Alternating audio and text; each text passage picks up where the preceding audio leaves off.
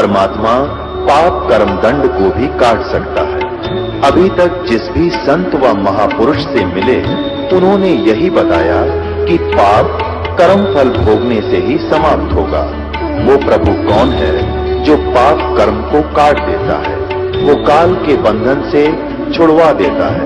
उसका क्या नाम है, पूजा की विधि क्या है? कृपया अवश्य सुनिए जगत गुरु तत्वदर्शी संत रामपाल जी महाराज के अमृत वचन। हम ट्रेनिंग ये सुना करते पहले, जो दास छोटा सा था, कि उसका लड़का, उसने ऐसी डिग्री प्राप्त कर ली, एक कोठी बना ली, बड़ी कमाई कर रहा है, तो हमारा वो इंजेक्शन लग गया करते कि हम भी अफसर बन गए तो कोठी बनावांगे, खूब ऐसे ऐसे करेंगे। और फिर अब ये लगेंगे एंटीबायोटिक इस तत्व ज्ञान की, तो फिर हमारी आत्मा सिहर जाएगी, बुरा काम नहीं हो सकता। और दूसरी बात रही कि हम जो गलतियां करते थे या किसी चीज की हम लूट मचाना चाहते थे, दो कारण थे। एक तो हमारी परंपराएं इतनी विशाल बन गई और वो हमारी मजबूरी बन गई। जैसे विवाह करते हैं बच्चों का, विशेषकर लड़की का, तो हमने इस परंपरा को इतना बिगाड़ दिया, बेटी दुश्मन बना ली और गर्भ में मारने लग गए। किस लिए? कि ब्याह करना पड़ेगा, 2-3 लाख रुपये लगेंगे, और जिसका 2-3 कन्या होगी उसका तो मौत हो जाती थी। अब ये किस लिए हमने क्योंकि ये पैसे वाले जो मायाधारी मस्करे होते हैं, ये सब परंपराएं खराब करते हैं। और जो मीडियम साइज के और गरीब लोग हैं, वो उनकी देखम देखा उसको करना पड़ता, उनकी मजबूरी हो जाती है। तो इस कारण से हमने सबसे पहले ये जो हमारी फैली हुई कुरीति और परंपरा है, इसको खत्म करना पड़ेगा। बच्चों का संस्कार भगवान जोड़ता है, और हमने उसमें बीच में जो हम अन्य ड्रामाबाजी करते, ये हमारी अपनी तरफ का एक एक्स्ट्रा वेजेंस है, ये व्यर्थ का खर्च है। जिसमें ब्रह्मा जी, विष्णु जी, शिव जी जो यहाँ के प्रधान हैं, जब इनका विवाह किया उसमें ना कोई बराती था, ना बाती था, ना कोई जलेबी लड्डू तारनिया हलवाई था, ना कोई डीजे बजानिया था। दुर्गा ने ब्रह्मा जी से कहा, बेटा यह सावित्री इसका नाम है, ये युवा लड़की तेरी पत्नी और तुम इसका पति, जा तुम्हारा संस्कार, अपना घर बसाओ। विष्णु को लक्ष्मी दे दी, जा बेटा तेरी पत्नी तू इसका पति और जाओ घर बसाओ। ऐसे शंकर जी को पार्वती देकर उनका चलते कर दिए, और सारा संसार उन्हीं से बना है। और हम क्या ड्रामा करते, तो ये भूल कर नहीं करना, क्योंकि समाज बिगड़ा भी ऐसे ही है और सुधरे भी ऐसे का। जब हम चंद व्यक्ति आज दृढ़ होंगे, सभी दुखी आज इस परंपरा से, लेकिन मजबूरी बन गई, गांव में एक रिवाज बन गई, करना ही पड़ेगा। ना कोई बात हमने करना है, ना लेना है, ना देना है, क्योंकि इससे हमारे संस्कार बढ़ते चले जाते हैं। हमने संस्कार खत्म करने, और संस्कार खत्म किए बिना हम मोक्ष प्राप्ति नहीं कर सकते, नहीं तो फिर संस्कार वश फिर ये उलझे पड़े रह जाएंगे। तो इससे एक तो हम हल्के होंगे, फिर हमने माया की जरूरत नहीं पड़ेगी, 2 रोटी का धंधा करेंगे, भक्ति करेंगे, शांत रहेंगे। ये तो एक प्लेटफार्म है, प्लेटफार्म। गाड़ी का इंतजार करेंगे, टिकट हमने ले रखी है, और अपना जब गाड़ी आई चले भाई चलो अपना, क्योंकि हमारा मूल उद्देश्य यहां से जाने का रहेगा। तो पूरे विश्व ने इस बात को स्वीकार करना पड़ेगा। घड़ी बड़े मकानों की कति आवश्यकता नहीं, ठीक है आज कलयुग है, कोई व्हीकल की आवश्यकता है, भगवान आपको औरों से भी अच्छा देगा जब दृढ़ विश्वास से लगे रहोगे। और मकान आप सीमित बनाना, ज्यादा बकवादों में प्लाट खरीदने में मत लगे रहना, यह भूल है आपके। ऐसे बहुत से प्रमाण है। एक भक्त बता रहा था कल परसों के, एक डॉक्टर था और उसके पास उसकी पत्नी भी डॉक्टर नहीं, बच्चे विदेश में पढ़ रहे। देख बिजली गिरनी हो जब ऐसे गिरती, अब माया की कमी नहीं, भगवान क्या ले रहा है, ऐसे करते थे। उन बच्चों ने ऐसा गलती कर दी, दोनों ने, भाई बहन ने ब्याह कर लिया विदेश में, क्यों हाथ आग लगी पड़ी है, कोई शर्म लाज का काम में नहीं रह रहा। वो दोनों विष पी कर मर गए। अब चाट ले धन्य व कोठी भी रहेगी और वो चौधरपना भी गया। जिनके लिए दुनिया को लूट रहे थे, एक इंजेक्शन लाकर 100 रुपये 500 रुपये रख दे, ये विष खाया। और कहते संसार शोक सराय में सूतक दिन राती और जीवित जग में जूते पड़े फिर जम तोड़े छाती। और जीवित इनका ये हाल हो गया, आगे यम के दूत उनके साथ क्या करेंगे? कहते उनकी छाती तोड़ेंगे, उनका लठ मारेंगे। प्रत्येक प्राणी कोई भी वहां जो भक्ति नहीं कर ये बकवादों में जीवन व्यर्थ कर गया तो ऐसी स्थिति होगी इनकी। तो कहने का भाव ये है दास का कि हम स्टूडेंट हैं, हम विद्यार्थी हैं इस भक्ति मार्ग के, हम भक्त हैं। भक्त कहो विद्यार्थी कहो। और भक्त और विद्यार्थी अपने उद्देश्य से भटक कर जो अन्य कार्य करता है वो विद्यार्थी भटक चुका अपने मार्ग से। तो जो आज भक्ति नहीं कर रहे मनुष्य जीवन प्राप्त प्राणी, चाहे वो प्रधानमंत्री है, चाहे किसी देश का राष्ट्रपति है, चाहे कोई IAS IPS या कोई जज वकील इंजीनियर डॉक्टर है या हमारे जैसा कोई गरीब व्यक्ति है, यदि वो भक्ति नहीं कर रहा है तो वो उस भटके हुए विद्यार्थी की तरह है जो आगे चलकर कितना पछतावेगा। अब क्या कहते हैं, सूक्ष्म वेद में परमात्मा ने क्या बताया है कि इस मन की एक ऐसी आदत है, इसको सच्ची बात कहे और इसके हित की कहे कति नहीं माने, और इसने बकवादों की बता दे कति खुश होकर लग जाएगा। अब जैसे राजनेताओं की रैलियां होती हैं, वहां पर क्या होता है कि ज्यादा 2% व्यक्ति हैं जो उन राजनेताओं से लाभ उठाते हैं और 98% धूल फांकते फिरते हैं, वो सूखी जय बोलते फिरते। और उनको यूं कह दे चलो सत्संग में रहो, को ना क्या करेंगे, सत्संग में क्या ले रहे हैं। और उनको यूं कह दे चलो रैली में चलेंगे, चलो जो झंडा उठा लेंगे, या कोई बात हुई। और फिर जैसे एक भक्त बता रहा था जिनमें एक अपने मित्र को कह रहा था कि सत्संग है बरवाला चलोगे? वो कहने लगा भाई टाइम नहीं, अभी तो मैं फिर देखूंगा, आज मुझे टाइम नहीं है। वो कहने लगा कि रात का सत्संग सुनकर वापस आ जाएंगे, मेरे पास व्हीकल है, अब चल और सत्संग सुनकर सुबह आपको आपके काम से पहले छोड़ दूंगा, यहाँ पर रात का सत्संग सुनाओगे, दर्शन करके आएंगे, दीक्षा ले लिए। ना टाइम नहीं, ये टाइम नहीं, फिर देखूंगा फिर देखूंगा। कहने लगा कि मैं वहां खड़ा हुआ किसी दूसरे मित्र से बतलाने लग गया, इतने में कोई और व्यक्ति आ गया, मेरे से 10 कदम दूर गया था वो। उसने कहा अरे वहां उस गांव के अंदर एक रागनी कंपटीशन है, यानी ये गाने बजाने वालों का एक सम्मेलन था, रागनी कंपटीशन हरियाणा के अंदर से। उसने कहा कि उस गांव में वहां से 8 किलोमीटर 6-7 किलोमीटर वो रागनी कंपटीशन था। उसने जरा सा जिक्र किया था, अरे रागनी कंपटीशन है उस गांव में, सुना। तो मैं जिसको कह रहा था उन्होंने कहा था टाइम नहीं, वो पूछता उससे कौन से गांव में, कहां से है, कब होगा, उसने बता दिया। तो वहां पहुंच गया रागनी कंपटीशन सुनने खातिर, और यहां ना आया। ये फूट रहे बाग हमारे। और जैसे कोई सोमवार का व्रत रखता है और उसको कोई स्वाभाविक व्यक्ति आम संसारिक जो उससे जैसा वो नु कह दे ना भाई शुक्रवार का व्रत और गुणा लाभ दे, वो तुरंत शुरू कर देता है। और कोई कुछ साल आसर जाता है चूरू जिले में और उसको कोई ये कह दे ना बालाजी जाओ ना बस कमाल हो जाए, और वैष्णो देवी चला जाओ तो बेड़ा पार हो जाए, तो दोनों जगह जाएगा वो उसके कहने से।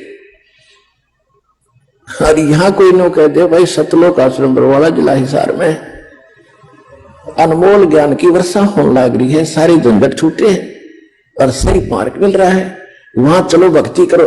और उसको समझाया जाए कि ये नहीं करना वो नहीं करना, ना ये कोई वाह भाई वाह, ये भी कोई काम है, ये कैसे छूटेंगी, ये तो हमारी पुरानी परंपराएं।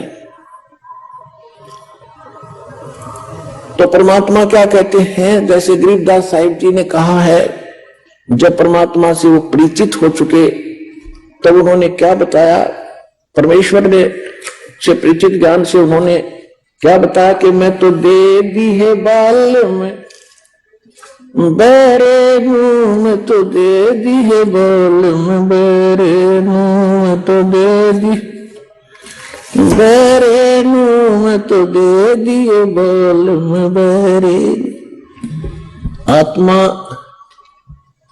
रोती है कि हे परमात्मा, मैं तो इस मन के साथ जोड़ दी, इस काल ने यू मन अपना एजेंट इस आत्मा के साथ इसका संयोग कर दिया। और मन का जैसे गधे और गाय का स्वभाव में अंतर होता है, तो गधे और गाय का गल जोड़ दिया, एक रस्से से बांध दिए इकट्ठे। अब गधा का स्वभाव करोड़ियों पर जाने का, और गाय मरे भूखी, वहां पर उसने तो चारा चाहिए शुद्ध। तो इस आत्मा को मन के साथ इस काल ने जोड़ दिया, और अब ये आत्मा रोती है जब इसको कभी आभास होता है। तो गरीबदास जी ने उसको कैसे चित्रित किया है, आत्मा क्या कह रही है, मैं तो दे दी है बाल में बेरे मुंह, मैं तो दे दिए बाल में बेरे मुंह। बेरा वजीर जिसने सुनता ना हो, कहने का भाव यह है कि इसको यदि बुराई छोड़ने की और सत भक्ति करने की कहे तो ये बहरा हो जाता है, कतई नहीं सुनता। और एक संसारिक व्यक्ति कोई जरा सी कह जाए जा गुटी लावांगे, चल वहां बैठेंगे, चल भाई चल, जब वह साथ साथ हो ले बीड़ी पी ले, रब पी ले तो क्यों हो रहा है गुटी, जब वह ट्रेनिंग ले लेगा अगला दे देता है।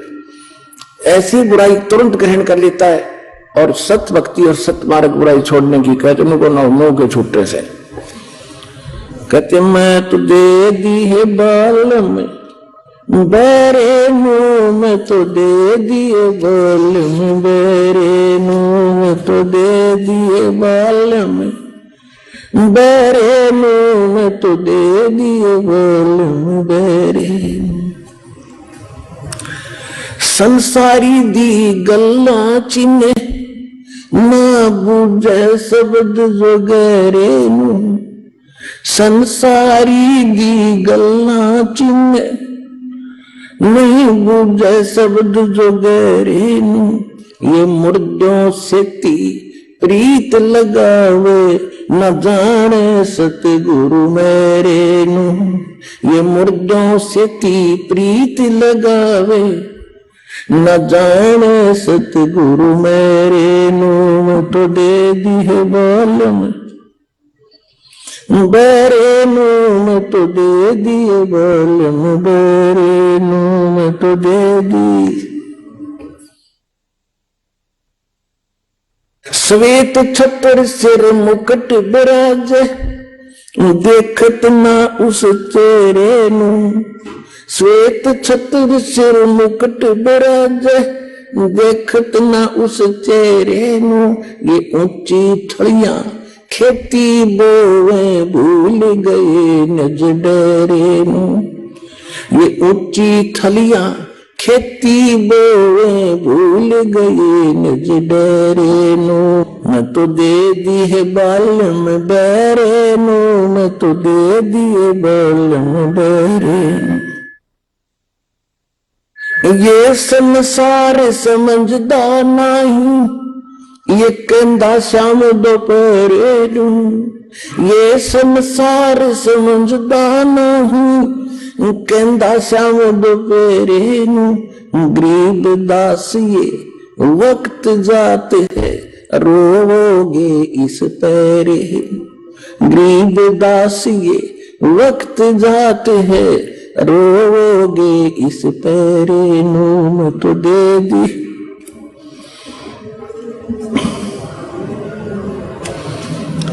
मैं तो दे दी है बाल में बेरे नू, मैं तो दे दिए बाल में बेरे नू, मैं तो दे दी। ये संसार समझदा नहीं, कहंदा शाम दोपहरे नू, ये संसार समझदा नहीं, कहंदा शाम दोपहरे नू, गरीब दास ये वक्त जात है रोगे इस पर गरीब दास ये वक्त जात है, रोगे इस पर मुंह तो दे दी।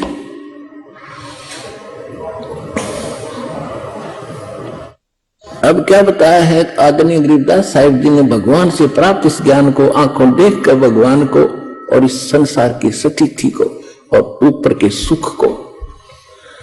कहते हैं कि मैं तो दे दी बालंबैरे हूं, आत्मा को हमें समझाने के लिए संतों ने सौ प्रकार के तरीके अपनाए हैं। क्या बताते हैं कि संसारी दी गल्ला चिन्ह आम आदमी कह दे उसका तुरंत साधना शुरू कर देगा। ना बुद्ध शब्द जो गहरे लो, जो गूढ़ ज्ञान है हम बता रहे हैं इसमें सुनते नहीं।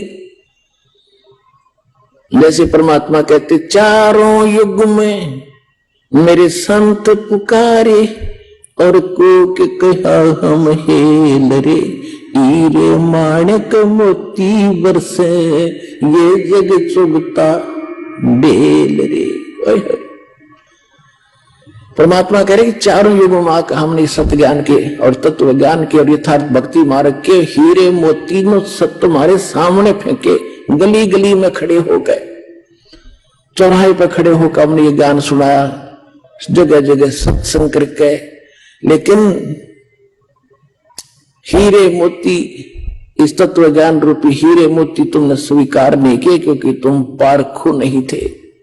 और ये आन उपासना रूपी आन देवताओं की पूजा, तीर्थ व्रत, ये जो सरहद आदि निकाल रहे हो, ये तो तुम डले ढो रहे हो, डले इकट्ठे कर रहे हो, कंकर पत्थर, इनको बहुमूल्य जानकर उन अज्ञानी संतों और उन ऋषियों के बहकाए हुए तुम इनको बहुमूल्य मान रहे हो इन साधनाओं को।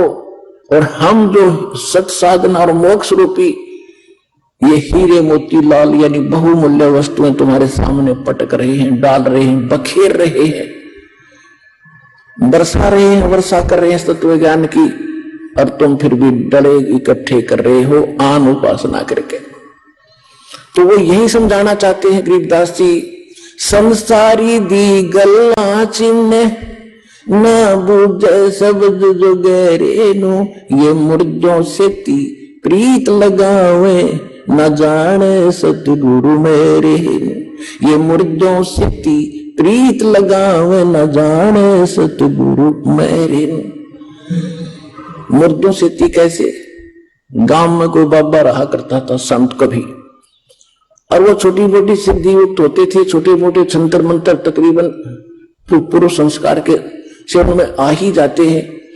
और उसकी मृत्यु के बाद उस संत की यादगार बना ली तो सारा गांव पूजने लग गया उसको, हम तो बाबा की पूजा करते हैं। अब भले आदमी बाबा है, अब वो वहां पर जैसे कोई रोगी है और वैद्य के पास गया और वैद्य ने उसको देखकर नब्ज रोग जानकर दवाई दे दी, स्वस्थ हुआ, ठीक है। सभी ने, वो अच्छा वैद्य था, मृत्यु होगी, फिर उसकी यादगार बना दी, एक बड़ा मंदिर बना दिया उसके ऊपर। अब वहां कोई जाता किस लिए जा रहा है कि वैद्य जी से, वैद्य जी के पास जा रहा हूं दवाई लेने, नहीं। अब वैद्य जी वहां नहीं है, वैद्य जी की यादगार है वो। जैसा वैद्य वहां रहता था, नब्ज पकड़कर रोग जानकर औषधि देता था, ऐसा जीवित वैद्य खोजो, उससे रोग कटेगा। और वो जीवित वैद्य सतलोक आश्रम बरवाला, जिला हिसार, हरियाणा, भारत के अंदर है। इस विश्व में रहा नहीं कोई।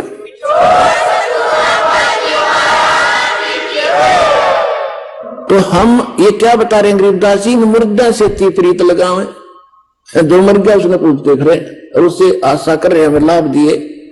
वो आप प्रेत बड़ी कर बैठा उस मंडी में, अगर वहां है तो, और मोक्ष होता तो वहां क्या कर रहा था, टेंडे ले था उसमें, उस बना रखी यादगार। तो क्या कहते हैं कि मुर्दों से ती प्रीत लगावे ना जाने सतगुरु मेरे, जिंदे सतगुरु को न जानकर ये अपना जीवन व्यर्थ उन बच्चों जैसी कर रहे हैं जो मरे हुए वैद्य की यादगार पर जाकर और दवाई मांगने, औषधि मांगने जा रहे हैं, उपचार की इच्छा लेकर जा रहे हैं। वो इतने भोले हैं जैसे वो धार्मिक मार्ग में, जो ऐसे स्थानों पर जाते हैं जहां संत नहीं, उनकी यादगारें हैं, और जहां संत हैं वो नकली हैं, वो भी इतने बोले हैं। तो धन्य है आपके माता पिता जिनसे जन्म हुआ, जो आज सतलोक आश्रम बरवाड़ा जिला हिसार से जुड़ चुके हैं और आगे जो जुड़ेंगे।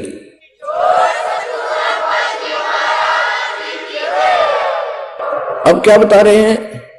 श्वेत छत्र सिर मुकुट विराज, आंखों देख कर गरीबदास जी बता रहे भगवान मनुष्य दृश्य है, सिंहासन पर बैठा है, राजा के समान मुकुट है। ये ऋग्वेद मंडल नंबर 9 सूक्त 82 मंत्र 1 में स्पष्ट लिखा है कि वो परमात्मा देखने में राजा के समान है और सिंहासन पर विराजमान है। वहां से गति करके यहाँ ताक्षी आत्माओं को मिलता है। कवि को उत्तराचरण करते हैं, वेद गवाही दे रहे, और जिसका उसको एक प्रसिद्ध कवि की उपाधि भी दी जाती है, लेकिन वो परमात्मा होते हैं। और गरीबदास साहिब जी ने आकर बताया कि हम सुल्तानी नानक तारे, दादू को उपदेश दिया, जात जुलाहा भेद न पाया, वो काशी वहे कबीर हुआ। अनंत कोट ब्रह्मंडे का एक रति नहीं भारे, सतगुरु पुरुष कबीर हैं ये कुल के सिरजनहार। गरीबदास जी कहते हैं श्वेत छत्र सिर मुकुट विराज, देखत न उस चेहरे में, ऊंची थड़ियां खेती बोए ये भूल गए निज डेरे, ऊंची थड़ियां खेती बोए ये भूल गए निज डेरे। गरीबदास जी भगवान को देख कर आए और बताया है कि सिर पे मुकुट, ऊपर श्वेत छत्र है उस परम पिता के, और उसको ना देख करके तुम कोई निराकार का गाटा जोड़ रहे हो और कोई मुर्दों को पूजते हुए फिर रहे हो। और ऊंची थलियां खेती वो है, जैसे वर्तमान में ये फुहारे पूरे दीप चले हैं। पहले उस समय जब ये परमात्मा का ज्ञान गरीबदास जी को प्राप्त हुआ, उस समय समझाते हुए कहा है कि जैसे एक डहर स्थान अक्षेत्र होता जमीन का डहर, और एक होती है थड़ी ऊंचे टीले, वर्षा पर आधारित था सारा कृषि जो है सिस्टम। तो गरीबदास जी बता रहे हैं कि जो डहर स्थान होता है वो झील का स्थान होता है, समतल होता है और घना उपजाऊ होता है, और ऊंची थलियों पर वर्षा हो जाती है, वो भी पानी बह करके उस नीचे वाले डहर यानी समतल स्थान पर आता है। और जो ऊपर उन टीलों पर, थलियों पर, ऊंचे स्थानों पर, डोंगर पर जो खेती करते हैं, वर्षा होगी कभी तो वो मुश्किल से 1 एकड़ में 2 मन दाने होते हो, तो होना भी हो। और डहर के अंदर यदि आप डहर अक्षेत्र में बीजोगे तो 1 एकड़ में 60-70 मन गेहूं कणक होते हैं। तो क्या बताना चाहते हैं कि जो साधना आप कर रहे हो, इन आन उपासना करके तीर्थ व्रतों पर जाते हो, श्राद्ध करते हो, देवी देवताओं की पूजा करते हो, और ये तो है समझ ले थड़ियों पर बीज बो रखा तुमने, वहां भूखे मरोगे, वहां से कोई उपलब्धि नहीं होगी। और आपका अपना जो वास्तविक फील्ड है डहर, जो आपका असली भगवान है, जो 1 एकड़ में 60 मन 70 मन कणक आपको देगा, धनी बना देगा, उसको भूल गए, यानी उस परम पिता कबीर भगवान को भूलकर इन आन उपासना करके आप उस थड़ियों पर बीज बोने वाले किसान की तरह एक कंगाल हो गए, जो अपने ही डहर को भूले बैठा है। तो गरीबदास जी ने आके वो डहर याद दिलाई। अनंत कोट ब्रह्मांडे का एक रति नहीं भारे, सतगुरु पुरुष कबीर हैं ये कुल के सिरजनहारे। तो यहां क्या बता रहे? श्वेत छतर सिर मुकुट विराज, देखत ना उस चेहरे नु, ऊंची थड़ियां खेती बोए भूल गए निज डेरे। फिर क्या बताते हैं?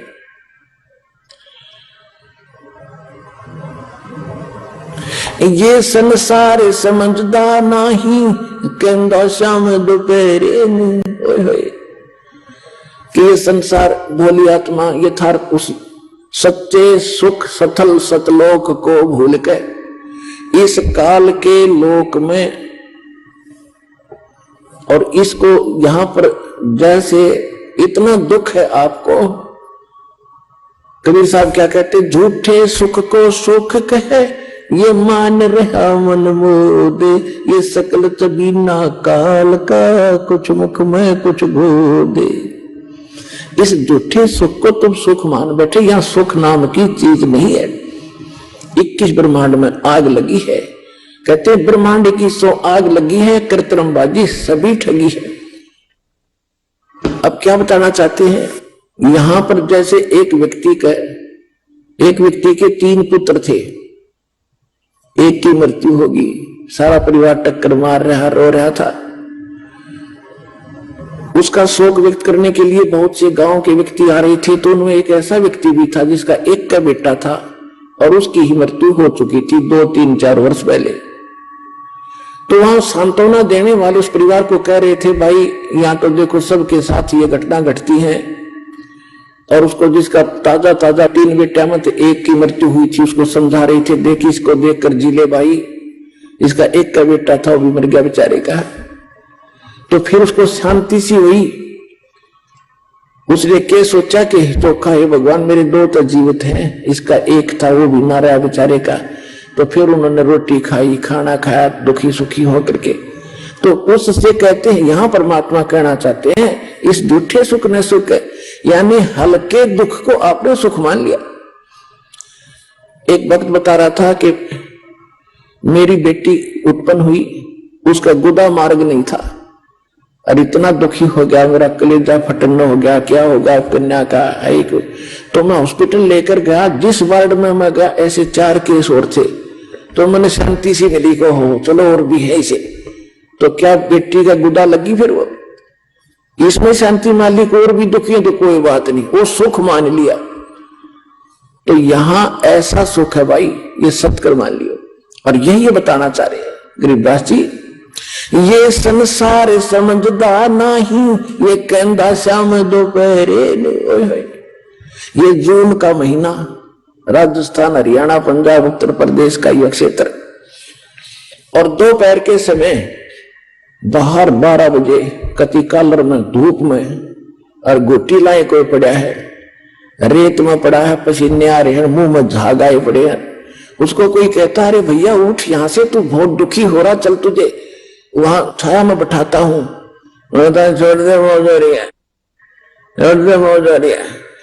तो उसने पता ही नहीं तरीके बाप क्योंकि घुट्टी ला रहा, सुन वह मौज दिखाई दे रही है, तुम्हारा बुरा हाल उसका। तो कबीर साहब कहते हैं, कबीर ये माया अटपटी, सब गट आन अड़ी, किस किस को समझाऊं, या कुएं भांग पड़ी। 21 ब्रह्मांड के कुएं में इस काल में भांग डाल रखी है, सब ने एक जैसी, एक नशा हो गया, एक जैसी भाषा सबकी। जैसे आप कभी शराब के ठेके में को गोटी ला के 5-7 चल रहे हो ना, वहां टीटी पाक के, उनसे किसी से बात करके देख लियो, एक जैसी भाषा होगी, एक जैसी चाल होगी, नोट करते होंगे, दवाई ठीक हो रहा, मौज हो रही है। तो परमात्मा कहते 21 ब्रह्मांड में किसी ने टोक कर देख ले, लोगों किसी ने देखा देखी जाएगी, जो कर रहे ठाठ हो रहे बस। अब जैसे कोई हॉस्पिटल में दुखी बीमार था किसी का बच्चा, और उसकी खैर खबर लेने के लिए कोई रिश्तेदार, कोई मित्र जा रहे थे, और वो पूछ रहे थे और क्या हाल है, अब ठीक ठाक है, वैसे तो बालक का क्या, बालक तो बस बच्चे भरोसा है, तो खाक ठीक ठाक है। यहाँ पर लड़के का मृत्यु होने वाली है, बच्चे की, लड़का है या लड़की, और कलेजा न्यू कर रहा है, और क्या वो बाकी ठीक है, बाकी खाक ठीक है। अब जैसे कोई कोर्ट में कचहरियों में मिलता मित्र या रिश्तेदार, हेलो और ठीक हो, हाँ जी ठीक है, ठीक ठाक, कचहरियों में ठीक ठाक का कि काम, दोनों दुखी जा रहे, दोनों दुखी, एक मिनट में नो रहे, पता नहीं क्या होगा, आज गवाही की तारीख है, आज फलाना होना है। तो परमात्मा कहते तुम इस काल के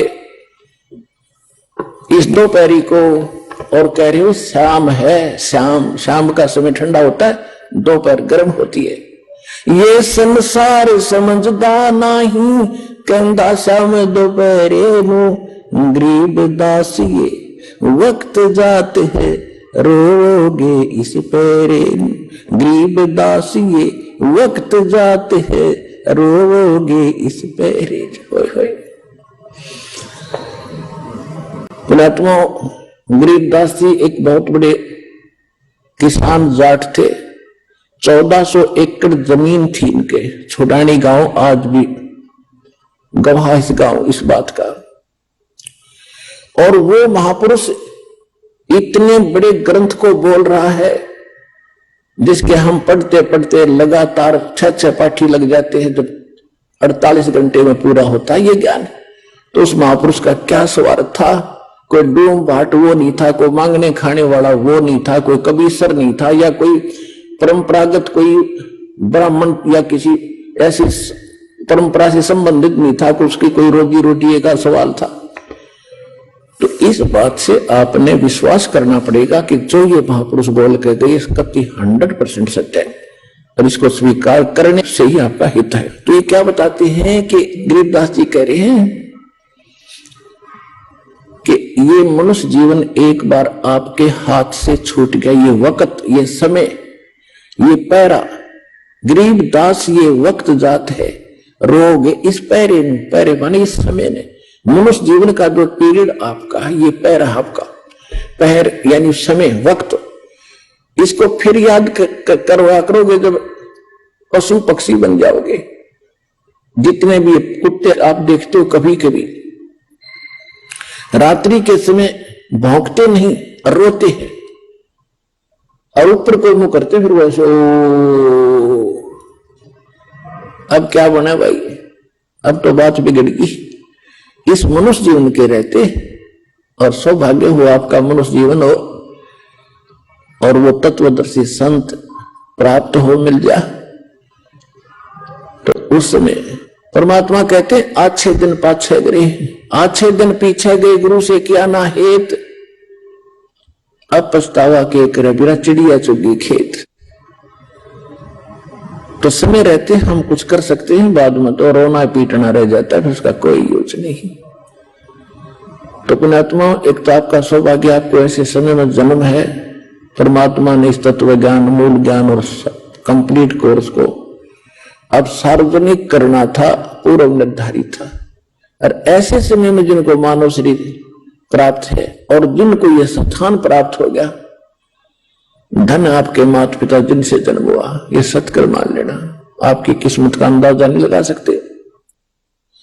चाहे कोई दुख में यहां आया है, चाहे कोई सुख में आया है, वो बहुत अच्छी किस्मत के इंसान है यदि इस मार्ग पर डटे रहे तो। अब हम क्या करते हैं, जो दुखी आते हैं वो तो किसी के कहने सुनने से जो आता है, जो ये सोचकर आता है कि चल देख लेते हैं वहां भी, उसको यहां राहत नहीं मिलेगी। यहां तो वो व्यक्ति आवे सब जगह पे थक ले, और जब उसकी कति आशा टूट गई हो कि कितने ठिकाना नहीं, उसकी सुनाई यहां तुरंत होगी, क्योंकि उसका भाव ये रहेगा कि मैंने सारा देख लिया, कहीं ठिकाना नहीं है। और फिर यहां हृदय से रोक पुकार करेगा, रोज नया सुख होगा उसकी आत्मा में, रोज नया, चाहे कैसी बीमारी हो, कैसी ही टेंशन हो। परमात्मा किसे कहते हैं, परमात्मा की खोज क्यों करते थे? राजा लोग भी ढूंढा करते भगवान मिल जा और सुख हो मुझे, वो ऐसे करता ही करता है। तो वो परमात्मा ईब मिला है आपने इस सतलोक आश्रम वाला, जिला हिसार हरियाणा में।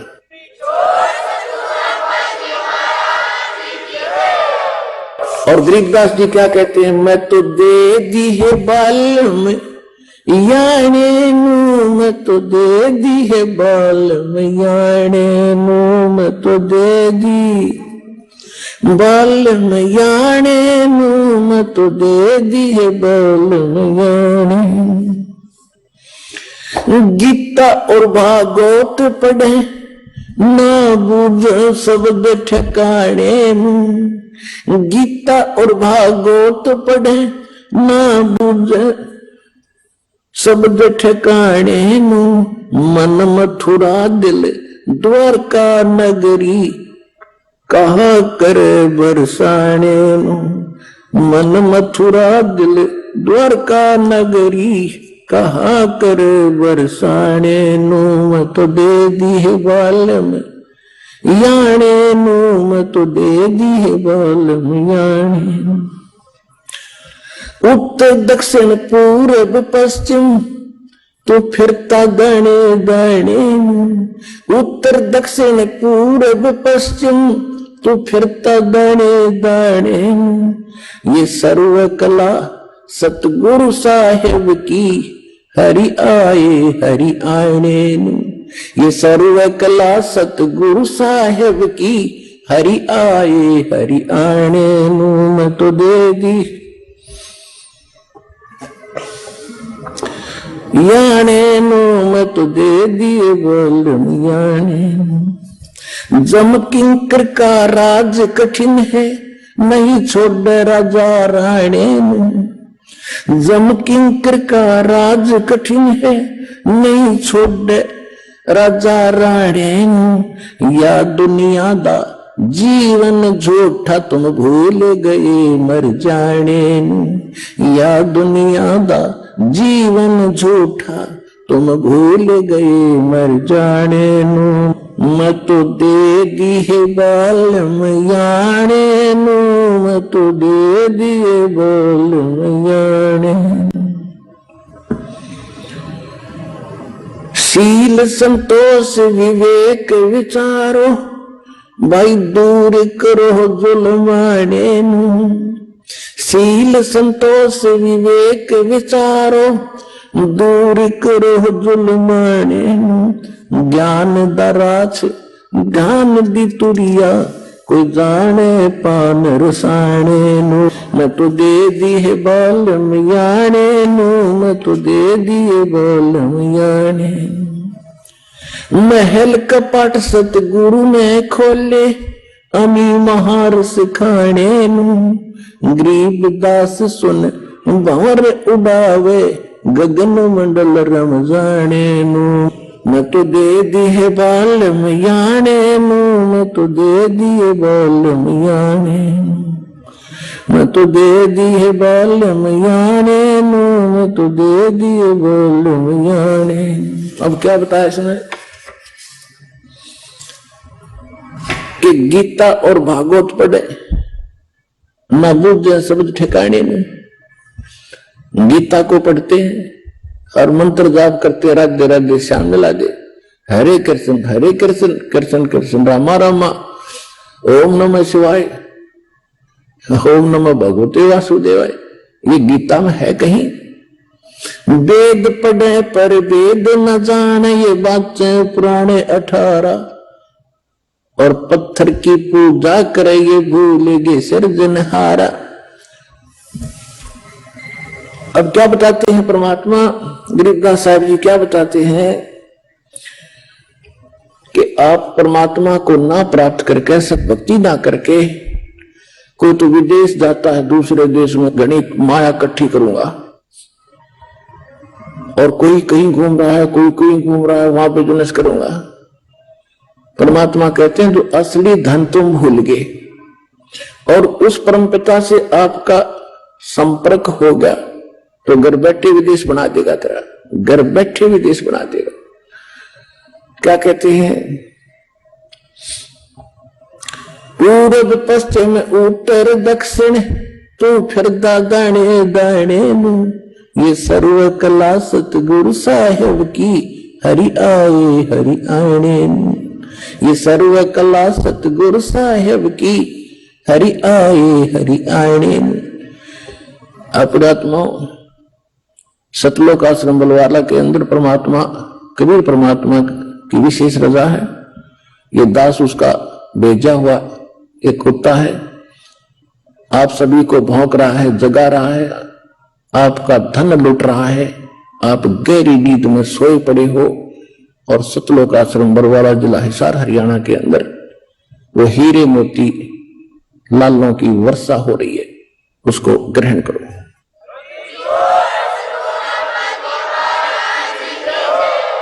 फिर क्या बताया है कि शील संतोष विवेक विचारो दूर करो जुल्माने नो। और यह दुनिया का जीवन झूठा तुम भूल गए मर जाने में। तुम मौत भूल गए, यहां से जाने का समय आपको याद नहीं। और याद है एक फॉर्मेलिटी है, आपका पक्की ना जचरी। और जब तक ये याद नहीं आवेगी, जब तक यह पक्की नहीं जचेगी, तब तक हम केवल एक औपचारिकता करते हैं, बुराइयों से डर नहीं सकते। जब तक हमें पक्का विश्वास ना होगा कि हम सचमुच मृत्यु होगी। अब वो कैसे होता है विश्वास? एक समय एक व्यक्ति एक संत के पास जाता था और उसका शिष्य भी बन गया था। और वो संत पतले दुबले से रहते थे, कोई ज्यादा विशेष जैसे फल रखा है वो कम में खाया करते, और दूध होता था। वो शिष्य जाता था, उसको कहता था कि गुरुजी, वैसे कभी कभी जाता था 10-5 दिन महीने में, कि महाराज जी आप तो बहुत पतले दुबले हो, कुछ खाते पीते नहीं। तो महाराज जी कहने लगा, भाई मेरे को मौत दिखाई दी है बेटा, इसलिए मुझे अच्छा ना लगता। कि महाराज जी कब मृत्यु होगी, कि कब है आपका यहां से जाना होगा? कि अभी तो 40 साल रह रहे हैं। 40 वर्ष रहते हैं, फिर क्यों चिंता करते हो? ले तो सब नहीं तो मरना है। तो उसने कई बार ये बातें कह दी, कहा साधु संत होकर ऐसे डरते हो, ये तो सभी ने मरना, इससे भी क्या डर। एक दिन क्या हुआ, वो संत कहने लगा कि भाई दिखाइए तेरा हाथ रहे। उसने हाथ देख कर बता दिया कि भाई बेटा तू तो 7 दिन का मेहमान है, 7वें दिन तेरी मृत्यु हो जाएगी बेटा। तो थोड़ा उम्र तेरी तो रहे। कि सचमुच महाराज? कहा भाई कथी, ये तो तेरा लेख बताओ है। जब वह उठ लिया, गाड़ी बंद होगी उसकी, घर आ गया, नोट धीरे धीरे कर खाट पर लेट गया, चारपाई पर। घर वाले कहने लगे क्या हो गया? बोल रहे नहीं, बताओ तो क्या हो गया? कि मैं तो 7 दिन का मेहमान हूं। वो कहने लगी कैसे, क्या बात हुई? कि महाराज जी ने बताया। और वो संत के काफी प्रसिद्धि थी कि वो जो कहते सच्ची होती है। तो सारे घर वाले भी रोन पीटन लग गए और रिश्तेदार मिलने के लिए आने लग गए। 7 दिन में सूख का काटा हो गया, ना कि मैं खाया जा। रोटी खा ले, कोई ना खाई जाती, मुश्किल से एक टूक खाऊं तो लौट जा, तो मैं 7वें दिन मरूंगा। अब महात्मा फिर पहुंचे 7वें दिन, जब अंतिम दिन गणे था, आज तो क्या बात, तू सूख लिया, कति खाना पीना पे छूट गया, मर लिया होता। महात्मा जी गए, सब गांव घर वाले भी कहने लगे महाराज बड़ी अच्छी बात होगी, आप भी आगे, अंतिम समय आपके दर्शन कर लेगा आपका भक्त। ये तो बहुत बुरी बनी, इसके साथ छोटे छोटे बच्चे, अब क्या होगा? गुरुजी आए, लोटा लोटा देखे, अगर बेटा बहुत कमजोर हो गया तू तो। महाराज जी बोले बेटा बहुत कमजोर हो गया कि मैं खाता पीता नहीं जी, कुछ भी ना अच्छा लगता, कुछ भी ना लगता, मैंने तो सब पराया पराया दिखा, अपना महसूस नहीं हो रहा। तो संत बैठ के उसने कहा बेटा देखो कितना समय हो रहा है, आज कब मरेगा तू? आके देख लो जी, देख लो, वैसे देख लो। देख कर महाराज जी बोले रहे भाई बेटा मेरे तक कैलकुलेशन में गड़बड़ रहेगी, 7 दिन नहीं, ये तो 70 वर्ष की उम्र है, अभी तो 30 वर्ष का बेटा 40 वर्ष रह रही है। अक्सर से मुझे एक बार फिर देखिए एक बार। कहा बेटा सच्ची है तो 70 साल जीवेगा। जब भाई उठ गया और बैठ गया, जो महाराज जी बोले बेटा तूने खाया पिया क्यों नहीं 7 दिन में? महाराज जी कति जी दिख रहा था, मैंने तो 7वां दिन दिखा था। तो बेटा मुझे वो जो 40 वर्ष मेरे शेष रहते हैं, वो 40वां दिन मैंने ऐसे दिखा जैसे तने ईब दिखा। जब तने होगा था किसी ने क्यों सब मरना की डरना ये पेरा पटा कैसे मरते? परमात्मा कहते हैं या दुनिया का जीवन झूठा तुम भूल गए मर जाने नो, और शील संतोष विवेक विचारो और दूर करो जुल्माने न। ये जो कहर तोड़ रहे हो, जुल्म कर रहे हो, चोरी मिलावट रिश्वतखोरी, कहते इस पाप ने दूर करो और नेक नीति से जियो, तो इस प्रकार तुम्हारा कल्याण होगा। ये बात बनाते नहीं, मैंने कह दिया आपने सुन ली, बड़ी बढ़िया सत्संग सुना, बड़ी अच्छी बात बताई महाराज जी ने, और बकवाद वही करो। कहते ये बातें कहने सुन की नहीं, ये कर पाड़न की है। ये कोई डूब बाट के गीत नहीं कि वैसे रिक्रिएशन करने आते हो आप। हृदय में जगह बन जाना चाहिए, जख्म हो जाना चाहिए इस बात का कि संसार में आप ज्यादा समय नहीं रहो। जैसे एक समय नानक साहब जी के पास श्रद्धालु जाया करते थे और साधु संत उदासीन हो जाते हैं संसार से, जब ज्ञान हो जाता है उदास रहते हैं, क्योंकि संसार में अपना सा कुछ भी नजर नहीं आता। जब ज्ञान हो जाएगा एक औपचारिकता शेष रह जाती है। लेकिन साधु संत किसी से विरोध और कोई नफरत नहीं करते, लेकिन ये अपना सा नहीं लगता। जैसे होटल में रहता है ना इंसान, होटल में सारी सुविधाएं होती है, बेड भी, चेयर भी, सोफे भी, और सारी टेलीविजन भी लगा हुआ होता है। तो वो उसको पता है कि मेरा नहीं है, जब तक मैं हूं यहां तब तक इससे हमने केवल इसका उपयोग कर सकते। तो यहां परमात्मा भी कहते हैं ये काया तेरी है नहीं, माया कहां से हो जिसने तू अपना मानने बैठा। ये काया तेरी है नहीं, माया कहां से हो। और चरण कमल में ध्यान रख, इन दोनों न खो। यह शरीर भी तेरा नहीं, ये संपत्ति और ये कोठी कार तेरी नहीं, इन दोनों ने भूल जा और भगवान के चरणों में विशेष कसक बनाकर जी।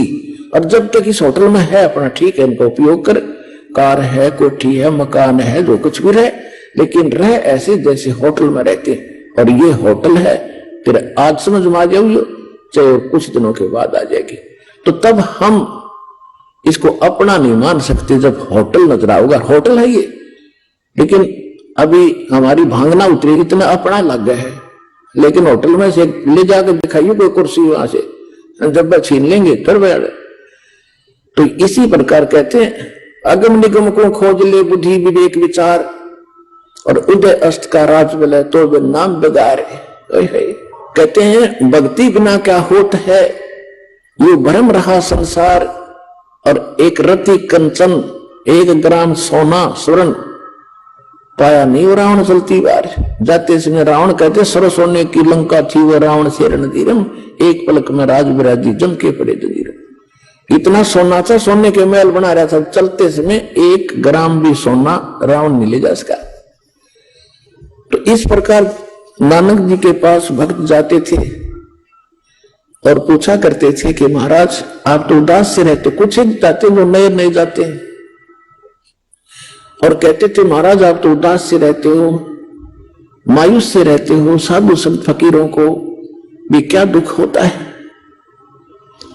नानक साहब जी कहते हैं ना जाने काल की कर डारे, किस विधल जा पास आवे, अर्जुन आते सरते मौत खुड़क दी उन्होंने केड़ा हास आवे। कि ना जाने ये काल के लोक में, इस गंदे लोक में कब के बिजली गिर जा, 1 सेकंड का भरोसा नहीं। और ऐसे लोक में और हम हंसे, डीजे बजावे, नाचे गावे, हा करे, तो हमने भांग पी रखी है। एक लड़के का विवाह हो रहा था, अगले दिन बारात जानी थी, उससे पहले दिन सब नाच रहे हैं, डीजे बजा रहे हैं, बहन भी नाच रही, माँ भी बाप भी। और अगले दिन वो जो बारात जाने लगी, उस दुल्हे वाली कार टकराएगी एक दूसरी गाड़ी से, टैंकर से। आइए अब हम उन श्रद्धालुओं के अनुभव जानते हैं जो जगत गुरु तत्वदर्शी संत रामपाल जी महाराज जी से दीक्षा प्राप्त कर चुके हैं तथा उनके द्वारा बताए गए भक्ति मार्ग पर चल रहे हैं। नमस्कार जी। नमस्कार। क्या नाम है आपका? मेरा माधवी दास। कहाँ से आए हैं? ग्वालियर से। क्या काम करते हैं आप? मैं स्वास्थ्य विभाग में हूँ, अभी बेल विलायक कंपनी में। संत रामपाल जी महाराज जी से आपने नाम दीक्षा कब ली? संत रामपाल जी महाराज जी से मैंने नाम दीक्षा 2016 में। संत रामपाल जी महाराज जी से नाम दीक्षा लेने से पहले आप क्या क्या भक्ति साधना करते थे? संत रामपाल जी महाराज जी से जुड़ने से पहले हम शंकर ब्रह्मा विष्णु की शीतला माता की भक्ति करते थे और बस ऐसे जीवन यापन चल रहा था। और फिर शादी हुई तो गायत्री परिवार में आए तो हम हरिद्वार जाते थे, शांति कुंज में जाते थे, वहाँ श्री राम शर्मा आचार्य जी थे और वो हमारे गुरु बने।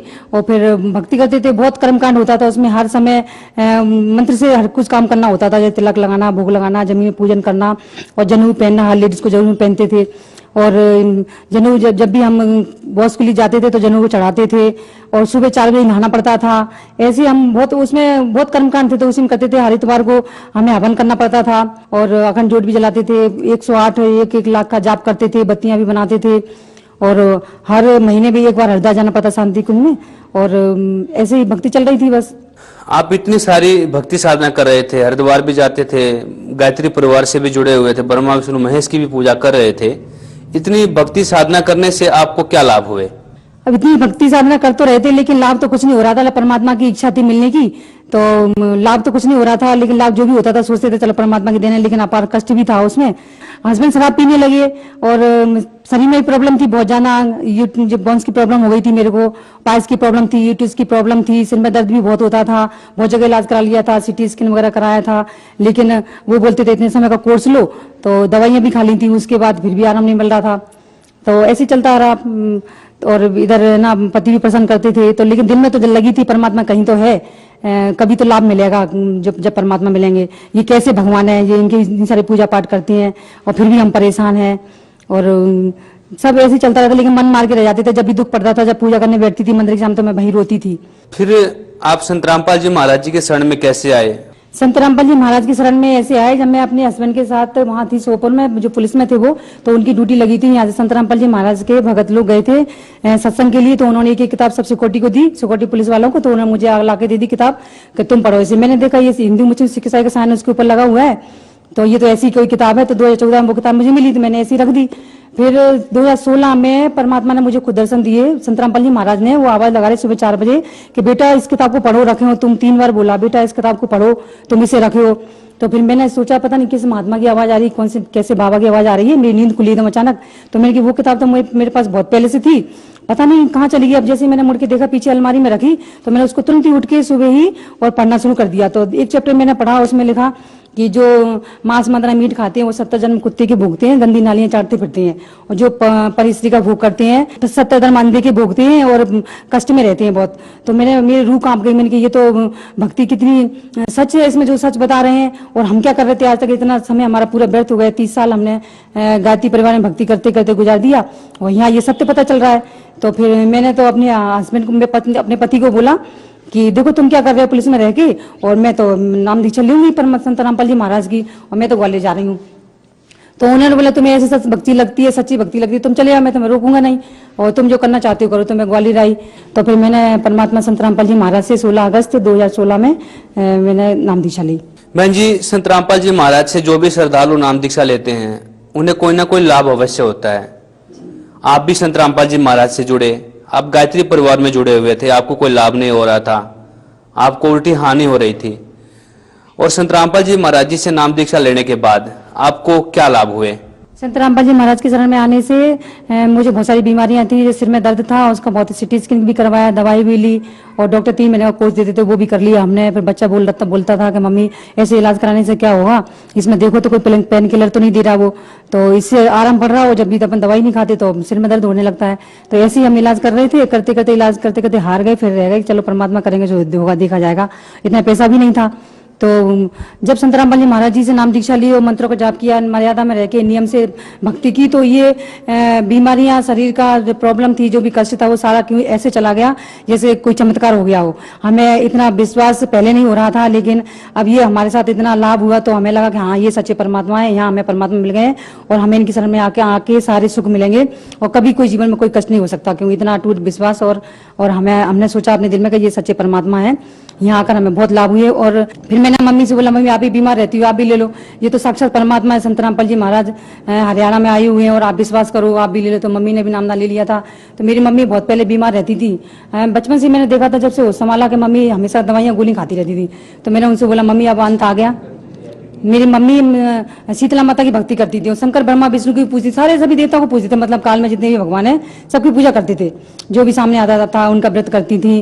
गायत्री माता की, मेरी शादी के बाद गायत्री माता की पूजने लगी थी, वो गायत्री का व्रत करने लगी। तो और शिवरात्रि करते थे, सोमवार करती थी, और अमास पुण्य निर्जला 11 भी रहती थी। इतने कठिन तपस्या पूजा पाठ करती थी, बिना पानी के रहती थी, बिना खाने के रहती थी। फिर भी शरीर में इतना कष्ट था, इतना, तो मैं कहती थी ये कैसे भगवान है, कभी सुख ही नहीं देते हैं। तो मुझे तो बहुत नफरत सी होने लगी थी। लेकिन जब शिष्टाचार चला आ रहा है, माँ बाप करते हैं तो अपन भी करते हैं, वही करते रहे, लेकिन लाभ कुछ नहीं हो रहा था। फिर संत रामपाल जी महाराज की शरण में आए तो मैंने मम्मी से बोला, तो मम्मी नाम दीक्षा ली तो मम्मी को लाभ होने लगा। मम्मी मेरी बिल्कुल ठीक हो गई। नहीं तो हमने कहाँ नहीं ले गए उनको, जहाँ भी कोई बताता झाड़ने फूकने कहीं भी, और देसी दवाई के लिए सब जगह जो कहती थी, जिससे उनसे जो भी कोई कह देता था वहीं जाने के लिए जिद करने लगती। तो हम उनके ऊपर कम से कम लाखों रुपए बर्बाद कर चुके थे, लेकिन वो ठीक नहीं होती थी। आज तक भी, अभी तक 2-4 महीने तक ठीक नहीं हुई। और अब संत रामपाल जी महाराज की शरण में आने से वो बिल्कुल ठीक है। अब वो कहती है मैं परमात्मा की भक्ति करूंगी। संत रामपाल जी महाराज की शरण में आने से मुझे एक लाभ ये भी हुआ, मेरे पति पहले नशा करते थे। पुलिस में तो ये सब कुछ चलता है, पुलिस में तो सभी लोग पीते खाते हैं, लेकिन हम लोग गायत्री परिवार में थे तो मैं उनको बोलती थी ऐसा नहीं करना। पहले कुछ नहीं करते थे, बिल्कुल हवन करते थे, इतवार को पूजा पाठ सब कुछ चलता था, लेकिन पुलिस में सर्विस आने के बाद कष्ट हो गया, वो शराब पीने लगे। लेकिन संत रामपाल जी महाराज की शरण में आने से वो बिल्कुल छोड़ दिया उन्होंने शराब पीने। तो संत रामपाल जी महाराज की शरण में आने से मुझे इतने सारे लाभ हुए। बहन जी, आप स्वास्थ्य विभाग में कर्मचारी हैं, आप पढ़े लिखे वर्ग से हैं, लेकिन कुछ लोगों का यह मानना है कि संत रामपाल जी से जो भी श्रद्धालु जुड़े हुए हैं वो अंध भक्ति के तहत जुड़े हुए हैं। हम आपसे जानना चाहेंगे यह बात कहाँ तक सही है? मैं स्वास्थ्य विभाग में हूँ और मैं इतने लोगों को दवाइयाँ देती हूँ, फिर भी मेडिसिन वो काम कर रहा है, वो उससे लाभ नहीं होता है, फिर भी दवाइयाँ लोग खाते रहते हैं। लेकिन संत रामपाल जी महाराज की शरण में आने से वो बीमारी यूं ठीक हो जाती है कि इतना चमत्कार होता है। तो इसमें अंधविश्वास यहाँ नहीं है, लेकिन जगत वाले बोलते हैं ये अंध है। अंधविश्वास ये बिल्कुल नहीं है। मैंने यहाँ नाम दीक्षा लेने के बाद ही, परमात्मा की शरण में आने के बाद मैंने देखा ये कबीर साहेब साक्षात परमात्मा है। अगर परमात्मा नहीं होते तो ये लाभ कैसे होता है? जगत वाले ऐसे कैसे सोच लेते हैं कि ये अंध भक्ति है, कहते हैं ना भेड़ चाल है। ये भेड़ चाल कभी नहीं हो सकती। यहाँ नामदान लेके तो देखो, भक्ति करके तो देखो, दीक्षा लेके परमात्मा शरण में आके तो देखो, तुम्हें इतने चमत्कार इतने लाभ होंगे कि जिसकी कल्पना नहीं होगी। ऐसे बिना सत्य को जाने हुए कभी किसी को कुछ कहना नहीं चाहिए। जब सत्य की तह तक जाना चाहिए, जब किसी को कुछ कहना चाहिए। कहते नहीं है कि किसी के लिए हम अच्छा नहीं बोल सकते तो बुरा भी कभी नहीं बोलना चाहिए। और हिंदू होने के नाते हिंदू शास्त्र का मान सम्मान नहीं कर रहे हैं। हिंदू वेद ही परमात्मा बता रहे हैं, टीवी में उंगली रख रख के वेद पढ़ा रहे हैं, और फिर भी वो समझ नहीं रहे हैं कि ये क्या है। तो परमात्मा ने आंखें दिए, कान दिए, आवाज दिए, तो उसका सदुपयोग करना चाहिए। संत रामपाल जी महाराज एक ऐसे संत हैं जो शास्त्र विधि अनुसार पूजा पाठ बता रहे हैं, जो आज तक हमने नहीं की। शास्त्र तो पढ़ते थे लेकिन समझ में नहीं आते थे। कहते हैं गुरु बिन वेद पढ़े जो प्राणी, समझे नहीं सार रहे अज्ञानी। जिस सत्य का पता मुझे संत रामपाल जी महाराज की शरण में आके ही हुआ है कि मैंने सत्संग टीवी पे बहुत सुना था, बहुत ऋषि और ये आचार्य बड़े बड़े जो सत्संग करते हैं, भागवत करते हैं, वो सब तालियां, नाच गाना, जयकारा बुलवाते हैं, प्रसाद चढ़वाते हैं, अगरबत्ती लगवाते हैं, दक्षिणा चढ़वाते हैं। और यहाँ तो सिर्फ संत रामपाल जी महाराज सिर्फ वेदों को पढ़ाते हैं, वो भी उंगली रख रख के बताते हैं, बेटा देखो ये वेद में क्या लिखा हुआ है, अपनी कानों से सुनो, आंखों से देखो, दिमाग से समझो बेटा, और भक्ति करो, किताब को पढ़ो। तो ऐसे संत तो मैंने जगत में, दुनिया में कहीं देखे नहीं। 40 साल की उम्र हो गई मुझे कि ये संत रामपाल जी महाराज ऐसे सद भक्ति बच्चों को पढ़ा के, उंगली रख रख के, समझा के, और बुला के, कह कर उनको समझा रहे हैं। तो ये ऐसे संत महात्मा मैंने कहीं नहीं देखे। जो श्रद्धालु आपको देख रहे हैं, आप उन्हें क्या संदेश देना चाहेंगे? मैं गायत्री परिवार के श्रद्धालुओं से ये कहना चाहती हूँ कि 30 साल हो गए हमें इस गायत्री परिवार के में भक्ति करते हुए, इतना कर्म कांड करते हुए। हर काम उसमें मंत्र के जरिए होता है, कोई मंत्र के बिना नहीं होता। सुबह 4 बजे उठना होता है, पूजा पाठ करना होती है, और देर हो जाती तभी हम उसको करते हैं। तो उन भक्तों से मैं ये कहना चाहती हूँ, अपना जीवन व्यर्थ मत करो। इतने वेद पुराण तुम्हारे घर में रखे हुए हैं सिर्फ दिखाने के लिए, तुम कभी उनको पढ़ते नहीं हो। उनमें क्या लिखा है, उनमें अगर खोलकर पढ़ के देखोगे तो उनमें रियलिस्ट गौर कबीर साहब ही लिखे हुए हैं, संत रामपाल जी महाराज ही हैं उसमें, जो सच्ची श्रद्धा भक्ति बता सकते हैं। और जो अपन आज तक करते चले आ रहे हैं वो गलत श्रद्धा भक्ति है, बिल्कुल गलत भक्ति है। उसे छोड़कर संत रामपाल जी महाराज जी की शरण में आ जाओ, अपना कल्याण कराओ और सुख भोगो, जीवन पर मुक्ति पाओ, मोक्ष पाओ। बहुत बहुत धन्यवाद जी। सच्चाई।